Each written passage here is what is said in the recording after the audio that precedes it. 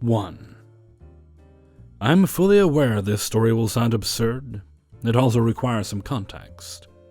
I live in Greece.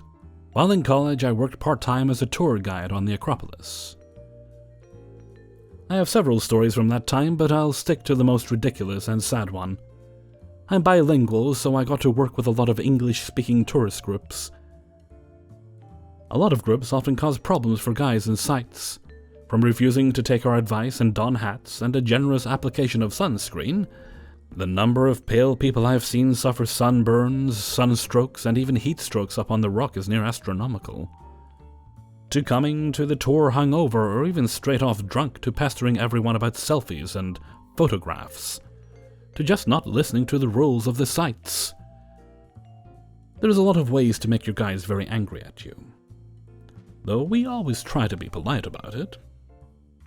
I hate to be blunt, but Americans tend to be some of the worst groups. Not all of them, mind you, but a lot of them cause guys a lot of trouble. I was taking a group of American tourists off a cruise ship, probably one of the most common groups at the time I was working, on the standard Acropolis tour. It's mid-July, so it's baking hot up there, even though it's early in the morning. After 11-ish a.m., it becomes nigh unbearable if you aren't used to it. So I have a few cranky, overheating folks, but I like to think my lecture is at least keeping them engaged enough, as most people are interested, polite, and asking questions. So far so good. I tended to let people have a few moments at each point of interest to grab photos and ask me questions after I'd finished my spiel. During one of those moments, one of the members of the group discreetly tries to whisper to me. I'm used to it. Most people ask for the bathroom like this. This lady, however, points to a particular gentleman who was with his wife and daughter, and mentioned he'd been talking about taking a souvenir, and she didn't think he meant gift shop stuff. Now, this sort of thing gets any guide on high alert. Antiquity theft is an old and sordid problem in Greece, and nobody in their right mind looks kindly upon this sort of thing. I decide to keep my eye on the gentleman as much as I can, just in case. Inwardly, I'm praying that he isn't as dumb as I think he'll be. Things are quiet for the next 2 stops until we come to a location near the Parthenon, which is where I normally give some information about the restoration process and current preservation research. The location is in fact right by the archive restoration site, and has a lot of stone pieces lying around, either awaiting process or preservation, or ready to be hauled for placement back on the monument. Most pieces are really big, but some are fairly small-sized chunks of marble. Some are carved in a particular way. It's a mix of original pieces of the Parthenon and a new stone carted over to replace bits that have been destroyed. After my spiel, I allow them time to ask questions and take photos. While I'm answering a boy's question, out of the corner of my eye, I see the gentleman bend down, as if to tie up his shoelace, and scoop up a piece of marble, which he shoves into his cargo pants pocket, assuming he's some master sleight of hand. I immediately approach him, and to the best of my memory, here's how it went. "Excuse me, sir. Please return the stone you took from where you found it. This is an active archaeological and restoration site. No artifacts are to be removed." "I'm not sure I understand what you're saying." "Sir, you understand perfectly. I'm a native speaker. You have picked up a stone from the restoration workshop area. You need to put it back immediately." "I didn't take anything." "Sir, I saw you pick up a piece of marble and put it in your pocket. Please put it back, otherwise it constitutes antiquities theft and vandalism of an archaeological site, and I will be forced to call site security, who will then contact the police." At this point, fortunately, the lady who first brought him to my attention pipes up that she too saw him take it, and kindly advises him to just put it back. All this time, the lady that I presume is his wife has just been impatiently waiting for the group to move on. A man, about 17 or so, that I presume is their son, has whipped out his phone, and he looks like he wants nothing to do with this mess. "Oh my God, are you really gonna make a fuss over a little piece of stone? No one's gonna miss it. I bet people take shit from this place all the time.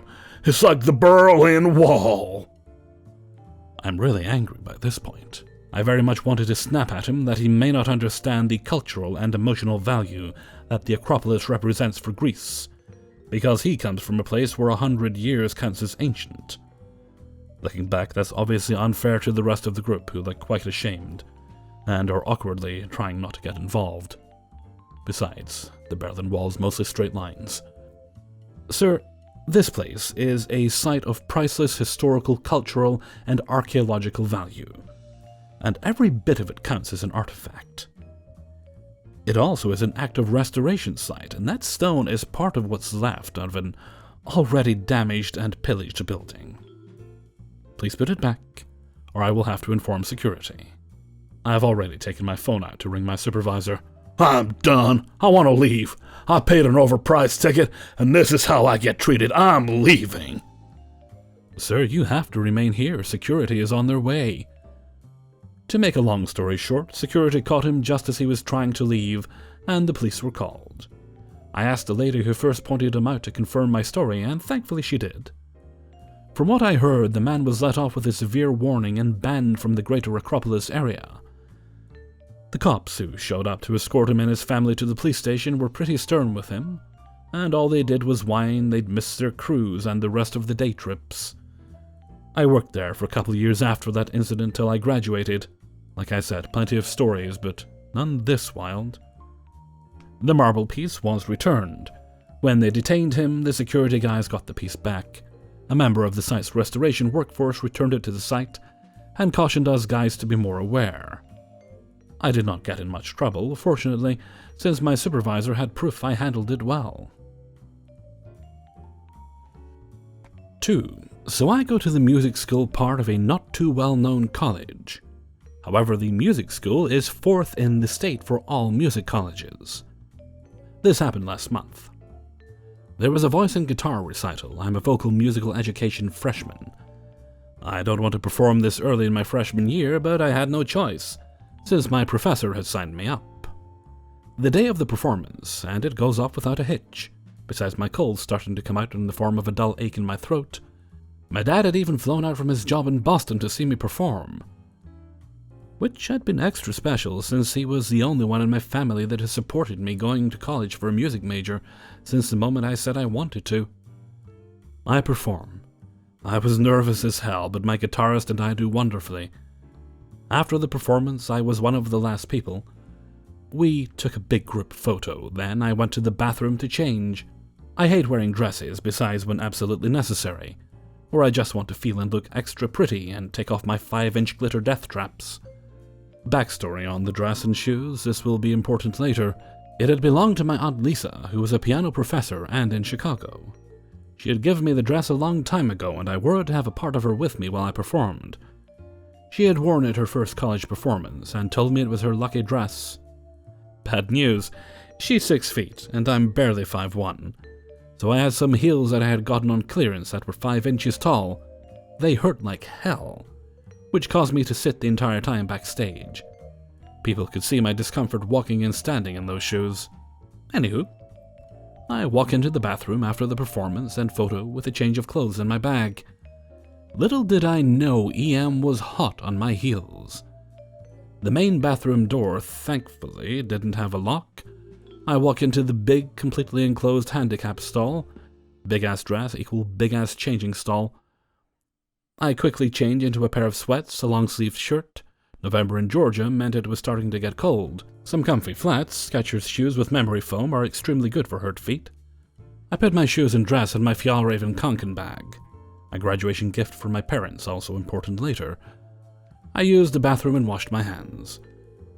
This EM was waiting by the sinks, thankfully. I was the sink closest to the door. I'm about to go when she goes, "Excuse me?" "Yes?" "Your performance was really great. I really liked your dress. So did my daughter." "Thank you, it was a gift." "Where did they get it?" "They probably stopped making it, but it's Onyx Night by Wendy Chayton," which I googled. Can be $50 to $300, only used, and the brand is no longer being made. "Ugh, sounds expensive. How much can I pay you for it? I'll pay more than $100. I'm in shock. "I'm sorry, but it's not for sale. It's a gift from a special person in my life." Well, my daughter needs it for prom, and we don't have much money. Mind you, it's the beginning of November, which is normally around homecoming season. I doubt it, but I would recommend going to Macy's. I got my... But we want that dress. I back up. I'm sorry. You can't have it. I have PTSD, depression, anxiety, bipolar disorder, and severe social anxiety. You have your fancy, expensive bag. You can probably afford another stupid fucking dress. I'm still backing up. It's from a family friend. I'm sorry, it's not for sale. But my daughter needs it. You don't. You already wore it. We can't afford a normal prom dress. Yes, but I'm gonna wear it again. EM lunges at me and tries to grab the top handles of my back. At this point, I bolt towards the door, my bag in front of me. I see my dad by the door and walk to him as calmly as I could.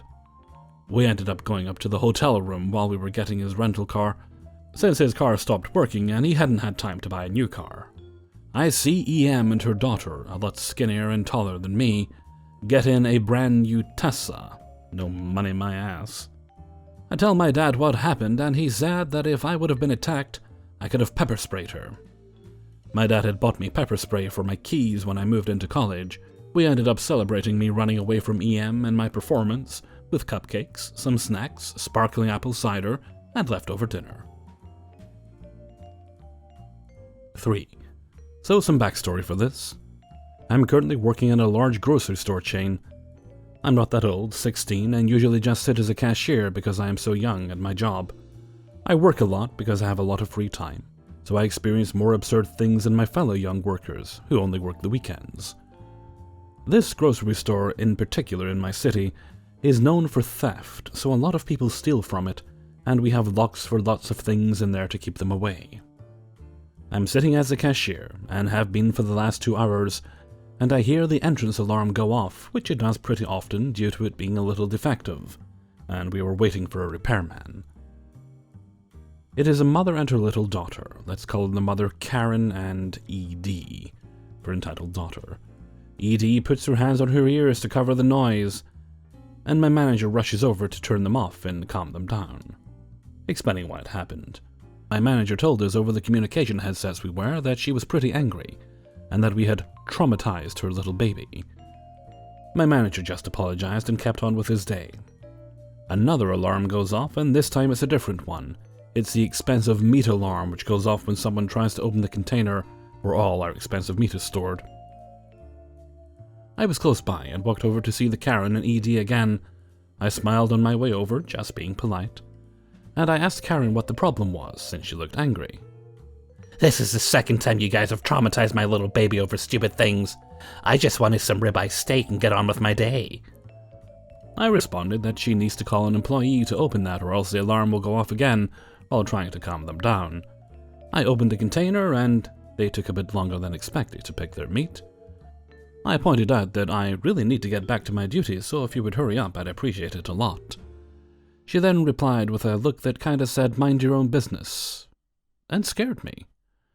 After 7 minutes or so, she then says, never mind, I don't want it anyways. And then just when I'm about to close the container, she quickly grabs the ribeye and tries to hide it in her purse. So I say to her, ma'am, you need to put that back unless you want it. What are you talking about? I saw you taking a ribeye steak when I was closing the container. Are you accusing me of stealing? No, not as of right now, because you haven't stolen anything yet. Just leave me. I tell my manager, and he tells me to let him know if there are any problems. I go back to the cashier post and start beeping items through and getting more and more customers. All is actually going quite fine until I see Karen and ED step up. They put their items on the conveyor and get up to the checkout, and I start beeping their items out. I don't see that ribeye steak they took. I ask Karen nicely if I can have a look in her bag, as I have a right to do that, if I believe she is stealing. The following exchange happens. Now bear in mind this wasn't in English, so my words might lose a little something in the translation. I unfortunately have a suspicion that you are stealing, so I would like it if I could please have a look in your bag. I'm not stealing.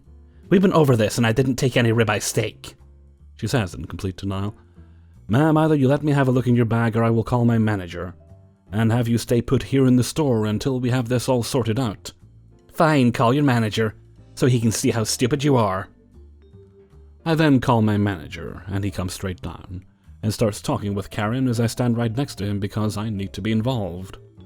"Ma'am, as manager in this store, I have a right to get a look in your bag if one of my coworkers thinks you're stealing." You have absolutely no right to do this, and the fact that you have the audacity to speak to me like that after you traumatized my poor baby twice with your stupid alarms, it's so cruel. I then notice Edie has snuck behind me and walked over to the candy by the checkout and eaten some. I walk over and kneel down and say that she needs to go over to her mother, and that her mother needs to pay for the candy she had eaten. Without me knowing, Karen had rushed over to me and in an instant grabbed my shoulder and pulled me back from Edie.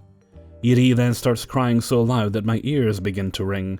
Meanwhile, with all that happening and Karen shouting right in my face, my manager called the police and they had arrived.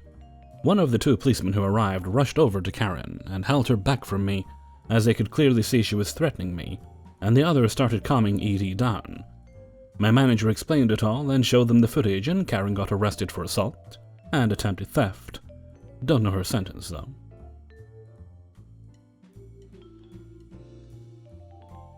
"4. Dear Lord, the holidays bring out the worst in people, I swear." Some backstory. I crash at my boyfriend's regularly when we're both off work. He is not a coffee drinker, while I am practically addicted. I typically just head over to the gas station up the street and grab coffee when I stay with him, because it's convenient. At this point in my day, I've had no coffee.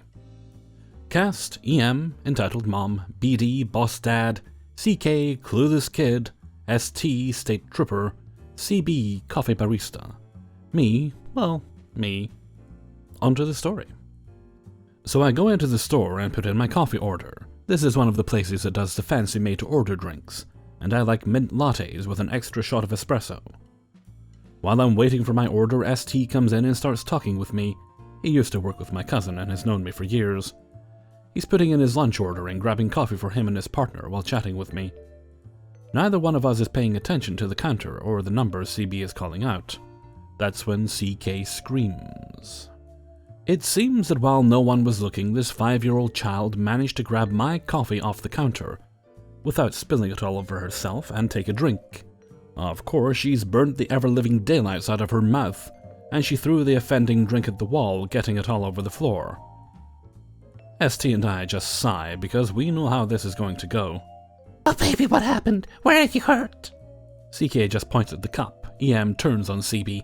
How dare you give my child a hot drink when I'm not here? She's been hurt now because of you. I apologize, ma'am. I placed a finished order on the counter for pickup. Your daughter must not have realized it was hot.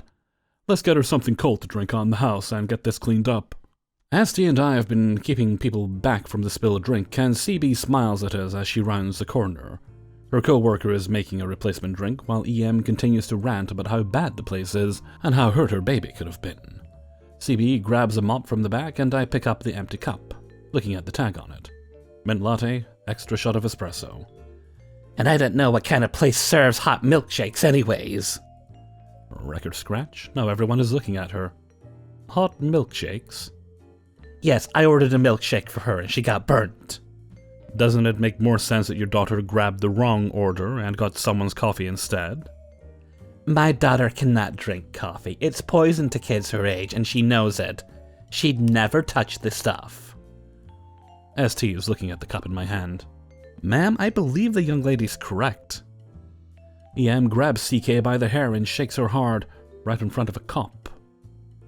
Coffee is bad for you. How many times must I tell you that? CK is crying. CB is looking lost. Guessing this wasn't part of her new hire training. ST is stepping in to intervene.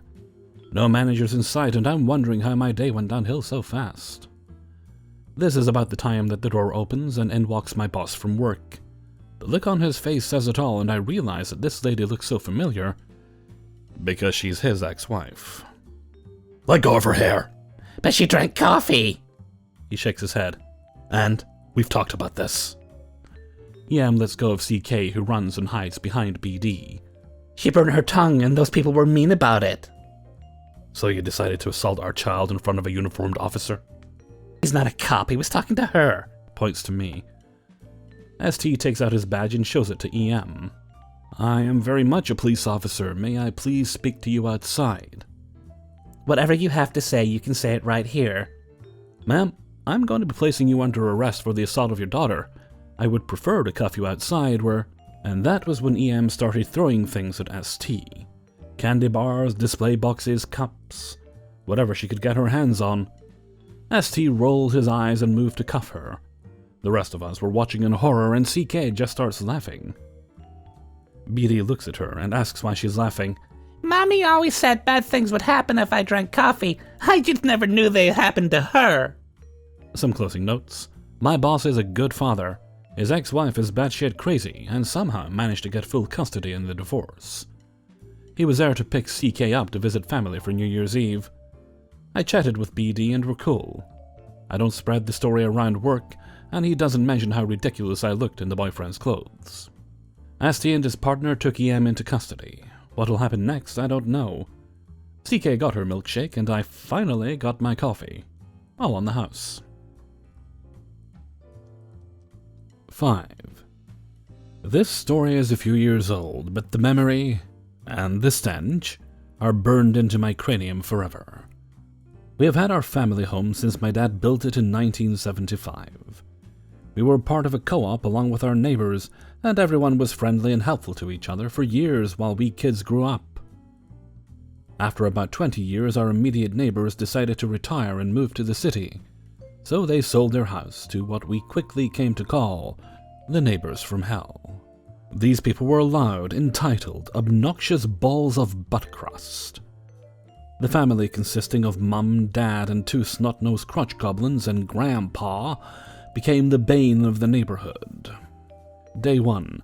Grandpa knocks on our front door and announces, he is going to tear down our fence so their kids could play on my kid sister's playset. I stared at him like a doofus for a moment, and then picked up my chin and told him firmly that wasn't an option, and his goblins were most definitely not welcome in our yard whenever they wanted.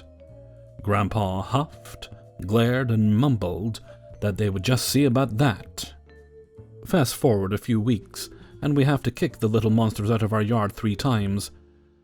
Grandpa decided that he wasn't happy about that and started smashing our fence with a hockey stick, trying to break it apart like some sort of senile ninja, high on prune juice.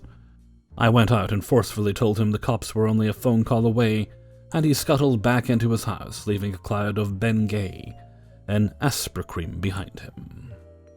Now, I need to step back in time a bit here and explain our previous neighbors had installed a gorgeous pool in their backyard.